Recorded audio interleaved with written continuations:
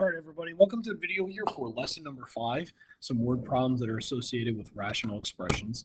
So the first one's one of those work questions. So it says, suppose Huck Finn can paint a fence in 5 hours. If Tom Sawyer helps him paint the fence, they can do it together in 3 hours. How long does it take for Tom to paint the fence himself? So one fence in 5 hours plus one fence in some amount of hours for Tom Sawyer is equal to one fence in 3 hours. So we create a common denominator there of 15t, which would make this 3t. Let's make this 15 over 15t because it already had the variable. And this would become 5t over 15t. Denominators don't matter. So now I have 3t plus 15 is equal to 5t. Subtract 3t from both sides. And I have 15 is equal to 2t. Almost wrote pi there. 2t. Divide by 2. And I get Tom can do it in 7.5 hours. Number 2 says that you have 10 liters of juice blend that's 60% juice. How many liters of pure juice need to be added in order to make the blend 75% juice? So out of a total of 10 liters, you're starting with 6 liters of juice.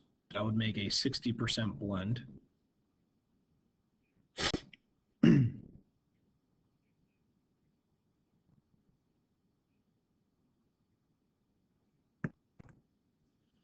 So that would make your 60% blend. And if I wanted to increase it so that it became 75% juice, I'm only increasing the numerator because it's still going to be 10 liters of juice. I just want to now make it 75%. Do some cross multiplying. So I have 600 plus 100x is equal to 750. Subtract your 600. Divide by 100. So I would have 1.5 liters of juice.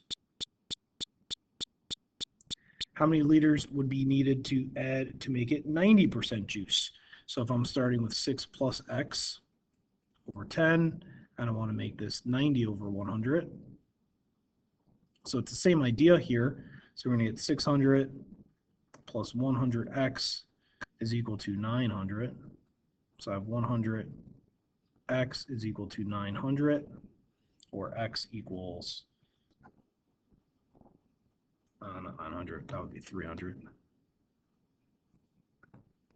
So that would be 300. So this would be 3 liters.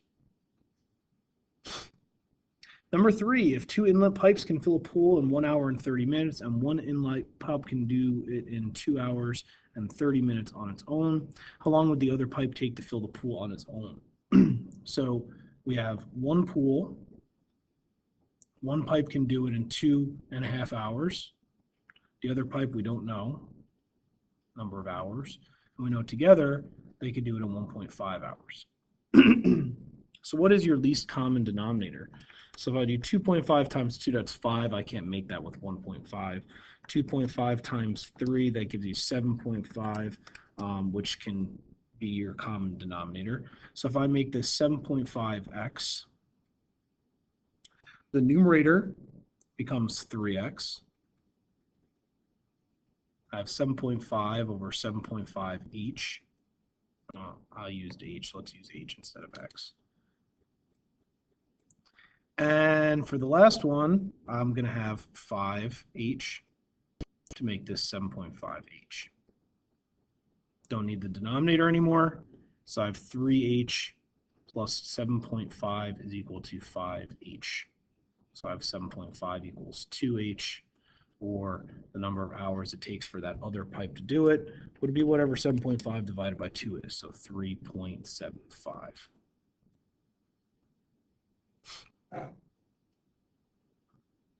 Number 4, the difference in the average speed of 2 trains is 16 miles per hour. The slower train takes 2 hours longer to travel 170 miles, and the faster one takes to travel 150 miles. Find the speed of the slower train. So we're talking about time here, right? So it takes the slower train 2 hours longer to travel the 170 miles than a faster train to take 150, right? So I have these two trains going. So if I take the speed of the faster train and subtract the speed of the slower train, I wind up getting 16 because it tells us the difference in speed is 16 miles per hour. So remember, distance is equal to rate over time. So rate can be distance divided by time. So the distance of the faster train travels 150 miles. The slower train travels 170 miles. It says the slower train takes 2 hours longer.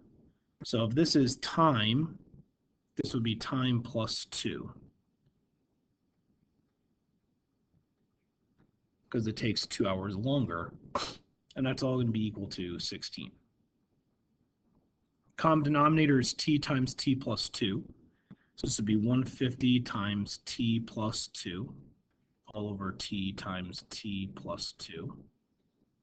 This would be 170t over t times t plus 2. And this would be 16t times t plus 2 all over t times t plus 2. Denominators no longer matter, so I'm left with 150t plus 300 minus 170t equals 16t squared plus 32t. I want to get this all to one side of the equation, so I'm going to wind up having 0 equals 16t squared. If I combine the 150t and the negative 70t, I get negative 20t. Add that to the other side, I get positive 52t minus 300. Then I can try and factor to solve. Now in class we talked about factoring here and being smart about our factoring, cheating a little bit even. So first thing I notice is that there's a common factor here of 2. Actually, maybe more than that, 4. Which is going to leave me with 0 equals 4t squared plus 13t minus 300 divided by 4, which is 75. And this would be the AC method. And we totally could use the AC method to solve this. We're just going to deal with these really large numbers. So let's hope that our calculator can help us here. So if you graph 4x squared plus 13x minus 75, and you look in your table of values, you want to try and see if there's a 0. Because if I know a 0, then I know a factor. I know that from the last chapter. There is a 0. So I have a t minus 3, because 3 is a 0, so time equals 3. So I actually already know the time for the fast train is 3, and the time it takes the long train is going to be 5. But I want to see what the other factor is. So t times 4t is 4t squared. 3 times 25 is 75, so I'd put that here. So my other t value, even though we don't want it because it's negative, would be negative 25 over 4. So I know that the time here is 3. So the slower train is going to take 5 hours, where the faster train is going to take 3 hours. Once the slower train time, so the slower train's time would be 5. That would be my answer here for number 4. Number 5, the first challenge question. So it says a school library spends $80 a month on magazines. The average price for magazines bought in January was 70 cents more than the average price in December. Because of the price increase, the school library was forced to subscribe to 7 fewer magazines. How many magazines did the school library subscribe to in December? So since it's $80 a month no matter what, and it says the average price for magazines bought in January is 7 cents more than December, I know that I have $80 to spend. So I'm going to let X equal the magazines in December. And I'm going to have X minus 7 equal the magazines in January. So it says the average price of the magazines bought went down 70 cents, not 7, so 70. So if we go down 70 cents, we'll go 0.7. That makes more sense. right? So because the prices are the same every month, I know that they're going to add up to 160. So I could say the magazine cost here, which we don't know, right? So we have 80 plus 80 is 160. I know the number of magazines that we bought during the first round here was X. And if I add that to the number of magazines I bought in the second round is X plus minus 0.7. And actually, in reading this question again, this has two variables. That's going to make this tough. So let me see here. So if X is the number of magazines I subscribe to, that's fine, but the cost is going to be different than the number of magazines. So this went down 7 magazines for January, so that is minus 7. Let's get rid of this. This doesn't help us, right? And then we also have to have variables for cost. So we know that the cost of the magazines in December and the cost in January changed. So the cost went up 70 cents.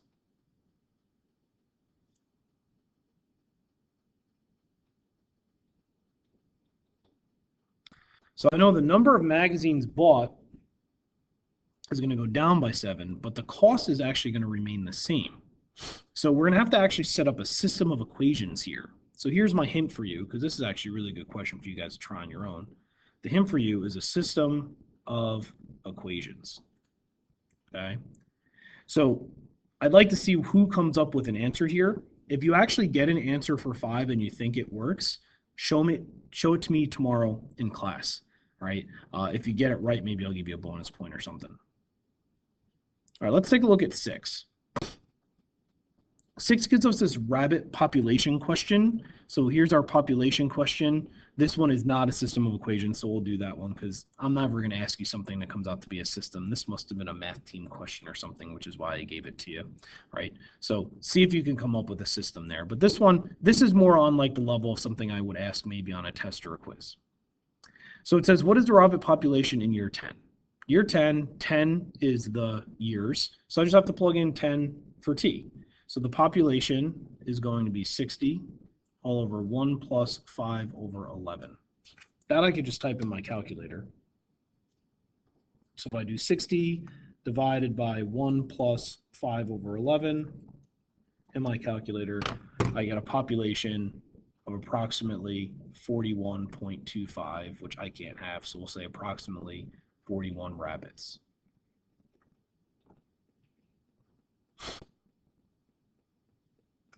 Part B says solve this equation for t. So if I want to solve this equation for t, so here's p equals 60 all over 1 plus 5 over t plus 1. To get t by itself here, I actually want to cross multiply to start with, just so I can get something going here. So I'm going to have p times 1 plus 5 over t plus 1 all equals 60. And then I can divide by p. So I'm going to have 1 plus 5 over t plus 1 equals 60 over p. I then can subtract the 1 to the other side. And then I want to get t by itself here, so I'm going to multiply both sides by t plus 1.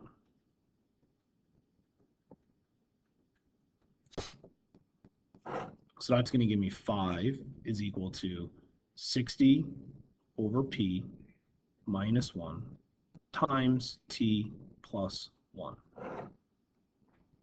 Now, I don't want these multiplied together, so I'm going to divide away this 60 over p minus 1 to both sides. So then I would be able to come up with my final answer here, which would be t is equal to the fraction 5 over 60 over p minus 1 minus 1, because it's still going to be t plus 1, so I got to move the 1 at the end. There's my equation. At what time does the population reach 50 rabbits?